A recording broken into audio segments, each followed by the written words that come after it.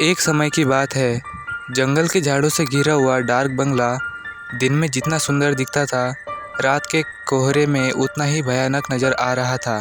कड़कड़ाती हुई ठंड के कारण वहाँ राम प्रसाद अपनी पत्नी कविता, बेटे रोहन और बेटी राधा के साथ वहाँ रुकने आया होता है। राम प्रसाद एक आम आदमी था, इसलिए वो भुगतान भरकर आया था। लेकिन रोहन को डार्क बंगले में बहुत डर लग रहा था, क्योंकि डार्क बंगला था ही उतना डरावना। सभी लोग सोने चले जाते हैं। राम प्रसाद और उसकी पत्नी कविता एक कमरे में सो जाते हैं और रोहन और राधा दूसरे कमरे में सो जाते हैं। आधी रात को जब रोहन और राधा गहरी नींद में सो रहे थे, तभी किसी की हंसने की आवाज़ आती है। रोहन को बहुत डर लगने लगता है। वो डरते डरते बालकनी में देखने जाता है, लेकिन वहाँ कोई भी नहीं होता। फिर रोहन वापस सोने चला जाता है। अगले दिन जब सब खाना खाने आ जाते हैं, तो रोहन सबको रात की बात बताता है, लेकिन उसकी बातों पर कोई विश्वास नहीं करता। तभी वहाँ की कामवाली बाई उसे शांत रहने के लिए कहती है।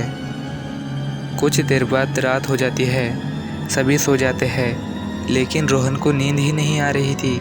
वो उसी आवाज़ के बारे में सोच रहा था।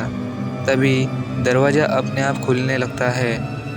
उसे डर के मारे पसीने आने लगते हैं। वो उठता है और दरवाजे की तरफ देखने जाने लगता है।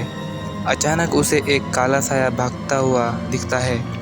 ये देखकर रोहन की धड़कनें तेज और कलेजा कांपने लगता है। अचानक उसकी नज़र नीचे गिरे सफ़ेद पन्ने पे जाती है, जिस पे लिखा था, मैं तुम सबकी जान ले लूँगी। फिर रोहन राम प्रसाद, कविता और उसकी बहन राधा तीनों को उठाता है और सब कुछ बताता है।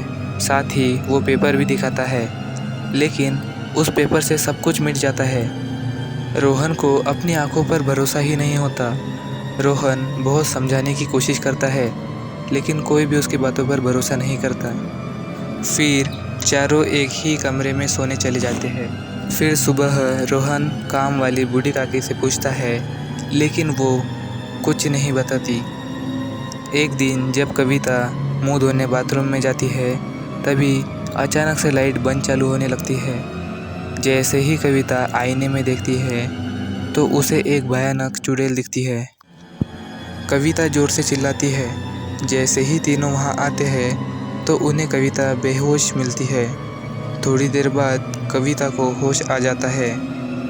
होश आने के बाद वो तीनों को सारी घटना बताती है। ये सब बातें सुनकर तीनों के रोंगटे खड़े हो जाते हैं। चारों वहाँ से जाने का प्लान बनाते हैं। चारों अपना अपना सामान पैक करके निकलने लगते हैं।